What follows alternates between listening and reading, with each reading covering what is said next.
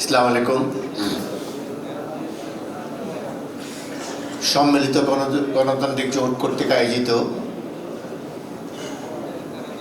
আজকের ঈদ পুনর্মিলনী এবং সাংস্কৃতিক সন্ধ্যার সম্মানিত সভাপতি, গণতান্ত্রিক জোটের সম্মানিত সভাপতি, বাইরার সাবেক মহাসচিব এবং সফল ব্যবসায়ী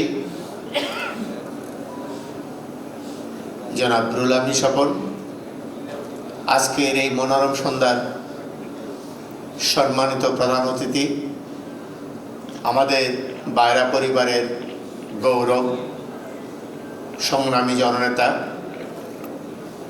রাজনৈতিক ব্যক্তিত্ব, ঢাকা জেলা আওয়ামী লীগের সম্মানিত সভাপতি,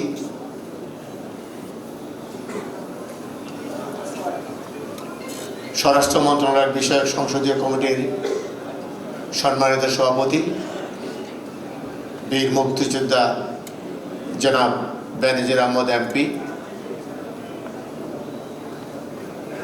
আজকের এই মনোরম সন্ধ্যার বিশেষ অতিথি আরেক জননেতা এবং সারা বাংলাদেশে অত্যন্ত পরিচিত মুখ, ফেনী থেকে নির্বাচিত মাননীয় সংসদ জনাব নিজামুদ্দিন হাজারী, আজকে এই সুন্দর সন্ধ্যায় আরেক বিশেষ অতিথি, বাইরা পরিবারের একজন সদস্যবান্ধব নেতা এবং অত্যন্ত জনপ্রিয় নেতা, যিনি 3 বার এই বাইরাকে সভাপতি হিসাবে নেতৃত্ব দিয়েছেন। এছাড়া অনেকবার এই বাইরাতে সর্বোচ্চ ভোটে উনি বিভিন্ন সময়ে নির্বাচিত হয়েছেন। একজন সদস্যবান্ধব নেতা এবং অত্যন্ত প্রতিবাদী নেতা জনাব আবুল বাশার। মঞ্চে উপবিষ্ট আছেন বিশেষ অতিথি হিসাবে 94 সালে যখন গণতান্ত্রিক বাইরা প্রতিষ্ঠিত হয়, সেই গণতান্ত্রিক আন্দোলনের অত্যন্ত অগ্রদূত আমার প্রিয় বন্ধু জনাব শফিকুল আলম ফিরোজ। মঞ্চে উপবিষ্ট আছেন সেই সময়ের সে আন্দোলনের একজন সৈনিক, বাইরা পরিবারের আরেকজন প্রিয় মানুষ এবং বাইরার সাবেক মহাসচিব জনাব কাজী মফিজুর রহমান। মঞ্চে উপবিষ্ট আছেন বাইরার সাবেক মহাসচিব, আটাবের সভাপতি, আমার দীর্ঘদিনের এই বাইরা পরিবারে কাজ করতে গিয়ে যাকে সাথে পেয়েছি জনাব মনসুর আহমদ কালাম, এবং আরেকজন জননেতা 14গ্রাম উপজেলার সম্মানিত চেয়ারম্যান, বিএলআই এর প্রাক্তন ভাইস চেয়ারম্যান, এবং মূলত হাসান সাহেব, মনসুর সাহেব, ফিরোজ সাহেব সহ আমরা যখন এই বাশার সাহেবের নেতৃত্বে আমরা এই বাইরাতে যে গণতান্ত্রিক আন্দোলন সৃষ্টি করেছিলাম, সেই থেকে আমরা দীর্ঘ 16 বছর আমরা এই বাইরাতে নেতৃত্ব দিয়ে আসছি। আমরা সেই সময় থেকে এই ষড়যন্ত্রকারী যে নেতার কথা এতক্ষণ উল্লেখ করেছেন, তাকে কখনো বাইরেতে আসতে দিই নাই। যখন আমাদের মধ্যে ভুল বোঝাবুঝি হয়েছে, আমাদের মধ্যে বিভাজন হয়েছে, তখনই তিনি সেই সুযোগটা নিয়েছিলেন। আমাদের প্রিয় নেতা জনাব হাসান ভাই, আমরা একসাথে ছিলাম, একসাথে কাজ করেছি, আবার আজকে একই মঞ্চে আমরা এখানে সমবেত হয়েছি। সামনে উপবিষ্ট আছেন বাইরার বর্তমান কার্যনির্বাহী কমিটির সম্মানিত নেতৃবৃন্দ, মহান মুক্তিযুদ্ধের আমার অনেক সহযোদ্ধা, বাইরা পরিবারের আমার প্রাণপ্রিয় ভাই এবং বোনেরা।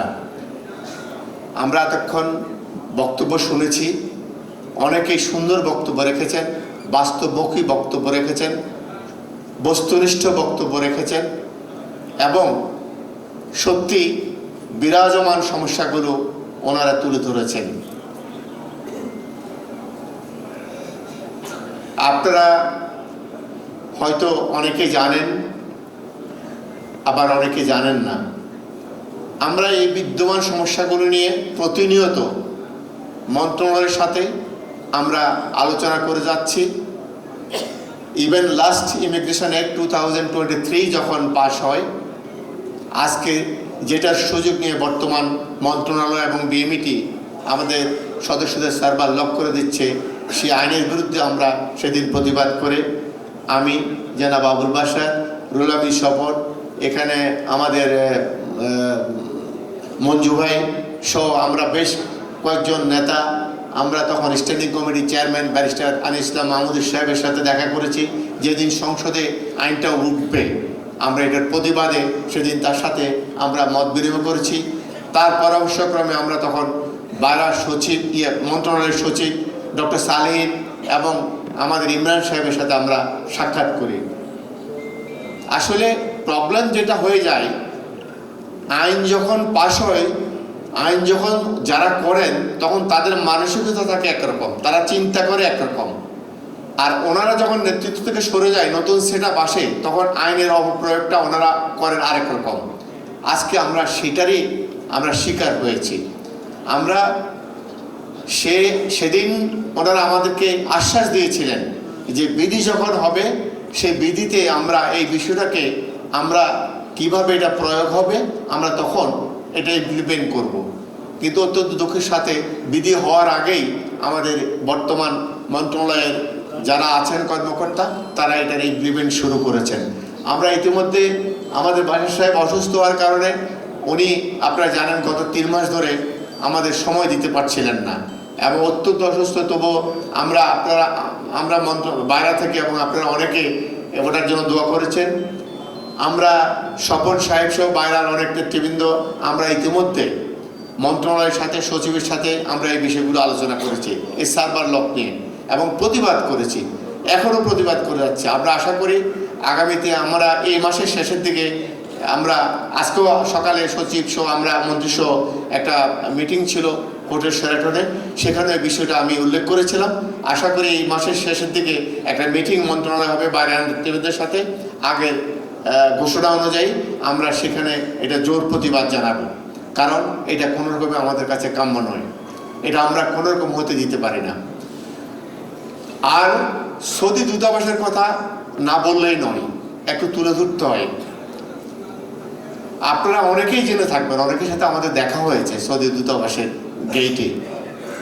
সৌদি দূতাবাসের বিড়ম্বনাটা যেমন সৌদি দূতাবাস করছে, তেমনি আমরা আমাদের কিছু রিক্রুটিং লাইসেন্স এই সৌদি এমবেসি দূতাবাসগুলোকে আমরা খারাপ রাস্তায় নিয়ে গেছি। যেমন করে আমরা ডলার দিয়ে আমরা ভিসা স্ট্যাম্পিং করতে শিখেছি, তেমন করে আমরা এই যে টাকা দিয়ে এনলিস্টমেন্ট করার জন্য তাদেরকে প্র্যাকটিস করিয়েছি। আজকে এই বিড়ম্বনায় আমাদের শিকার হয়েছেন আমাদের এই রিক্রুটিং এজেন্সির নতুন যারা লাইসেন্সের মালিক হয়েছেন তারা। আমরা এইটার জন্য ইতিমধ্যে আমরা প্রায় 60টা চিঠি দিয়েছি রাষ্ট্রদূতকে। আমরা আমাদের মন্ত্রণালয়ের মাধ্যমে চিঠি দিয়েছি, পররাষ্ট্র মন্ত্রণালয়ের মাধ্যমে চিঠি দিয়েছি, আমাদের প্রেসিডেন্টের নেতৃত্বে বাইরের ইসি কমিটির আমরা বেশ কয়েকবার আমরা দূতাবাসের সাথে দেখা করেছি। আনফরচুনেট, ভেরি আনফরচুনেট, আমরা যখন রাষ্ট্রদূতের সাথে সাক্ষাৎ করি উনি এত সুন্দর ব্যবহার করেন, উনি মনে হয় যেন এর থেকে ভ্রাতৃত্ববোধটা দুনিয়াতে আর কারো কাছে কিছু নাই। উনি বলে যে see we are brother, we are Muslim brother, I mean no problem, if you see tomorrow you send your colleague, don't talk with any dalal, tomorrow you send them, we'll solve this problem. এইভাবে যখন আমরা আবার চিঠি দিই, আপনারা হোয়াটসঅ্যাপে চিঠি পেয়েছেন, আবার দেখা গেল যে গেটে লাইন ধরে দাঁড়িয়ে আছেন, উনি সাক্ষাৎকার দিচ্ছেন না। এইভাবেই আমরা আমাদের দিনগুলো কাটছি। এবং সৌদি এমবেসি আমার একটা সেন্সিটিভ এমবেসি, যেখানে কোনো প্রতিবাদ আমরা করছি না। আমরা ফরেন মিনিস্ট্রির সাথে এই বিষয়ে কথা বলেছি, রাষ্ট্রের সর্বোচ্চ পর্যায়ে আমরা কথা বলেছি। ওনারা সৌদি এমবেসিকে কোনোরকম ঘাটাতে যাচ্ছেন না। ওনারা বলছেন যেভাবে হোক আলাপ আলোচনার মাধ্যমে সৌদি এমবেসির সাথে বিষয়টা আমাদের সমাধান করতে হবে। কারণ সৌদি এমবেসিতে ভেরিয়াস ইস্যু, সৌদি গভর্নমেন্টের সাথে আমাদের যে রিলেশনটা, ডিপ্লোম্যাটিক রিলেশনটা, আমাদের রাষ্ট্রীয় স্বার্থ সংরক্ষণের বিষয়টা এখানে জড়িত। বিসাইড দিস আমাদের সবচেয়ে বড় বাজার সৌদি আরব, এটাও আমাদের দেখতে হবে। আমরা রাষ্ট্রের সর্বোচ্চ পর্যায়ে যারা নীতি নির্ধারক তাদের সাথেও আমরা আমাদের এই কমিটি সহকারে আমরা দেখা করেছি এবং ওনারা আমাদেরকে আশ্বাস দিয়েছেন ওনারা অতি শীঘ্রই এই বিষয়টা ওনারা অ্যাড্রেস করবেন। এছাড়াও আরও অনেকগুলো সমস্যা ওনারা আমাদের ভাইরা তুলে ধরেছেন। আমি বিষয়গুলো এখন আর আলোচনা করতে চাই না। আপনারা জানেন যে আগামী জুন মাসের 10 তারিখ আমাদের এজিএম। আমি আশা করি এইসব ইস্যুগুলো আমাদের এজিএমে আপনারা তুলে ধরলে পরে এটা রেকর্ডভুক্ত হবে এবং সেখান থেকে সিদ্ধান্ত নিয়ে আমরা অফিসিয়ালি একটা প্রতিবাদ আকারে রেকর্ডভুক্ত করে আমরা এটার কার্যকরী পদক্ষেপ নিতে পারবো। আপনাদের সেইখানে এই বিষয়গুলো তুলে ধরার জন্য আমি আমন্ত্রণ জানাচ্ছি। কারণ আজকের সন্ধ্যাটা হচ্ছে আনন্দ করার সন্ধ্যা, আজকে সন্ধ্যাটা হচ্ছে ঈদ পূর্ণিমার সন্ধ্যা। তবুও কিছু বললেই নয়, আমরা যে স্বপ্ন নিয়ে বাইরাতে আজকে এতটুকু 84 সালে বাইরা প্রতিষ্ঠিত হয়েছে এবং 94 সালে গণতান্ত্রিক বাইরা প্রতিষ্ঠিত হয়েছে। 84 থেকে 94 পর্যন্ত বাইরাতে কোনো নির্বাচন হয়নি, দখল করেছিল এবং 94 সালে কিছু মফিজ ভাইদের এবং শফিকুল আলম ফিরোজের মতো এইসব ভাইদের নেতৃত্বে বাইরা তাদের অধিকার ছিনিয়ে এনে সেদিন নির্বাচন শুরু করেছিলেন। সেই থেকে বাইরা গণতান্ত্রিক বাইরার যাত্রা শুরু হয়েছিল এবং সেই থেকে অদ্যাবধি আমরা বাইরা প্রত্যেকে কিছু না কিছু আমরা পদক্ষেপ নিয়েছি। আমাদের উন্নয়নের আমাদের কিছুটা সফলতা আছে। সুতরাং আগামী দিনে আজকের এই আমাদের শিল্প খাতে অনেক উদ্যোগী এবং অনেক প্রতিভাবান আমাদের সদস্য ভাইরা সংযুক্ত হয়েছেন। আমরা তাদেরকে নিয়ে সুন্দর বাইরা করার জন্য আমরা নিশ্চয়ই আমরা চাচ্ছি আগামী দিনে বাইরা, কারণ আমাদের অনেক সময় হয়ে গেছে। আমরা আর সুন্দর বাইরা করার জন্য আমরা আগামী দিনে সবাই মিলে যাতে একটা সুন্দর বাইরা প্রতিষ্ঠিত করতে পারি, বাস্তবমুখী বাইরা প্রতিষ্ঠিত করতে পারি, সদস্য বান্ধব বাইরা প্রতিষ্ঠিত করতে পারি এবং একটা বলিষ্ঠ নেতৃত্ব তৈরি করতে পারি, আমরা সেই স্বপ্নের অঙ্গীকার করে আমি আমার বক্তব্য শেষ করছি। আগামী দিনে সুন্দর যাত্রার জন্য আপনাদেরকে আহ্বান জানিয়ে আমার বক্তব্য শেষ করছি। জয় বাংলা, জয় বঙ্গবন্ধু, বাংলাদেশ চিরজীবী হোক। ধন্যবাদ।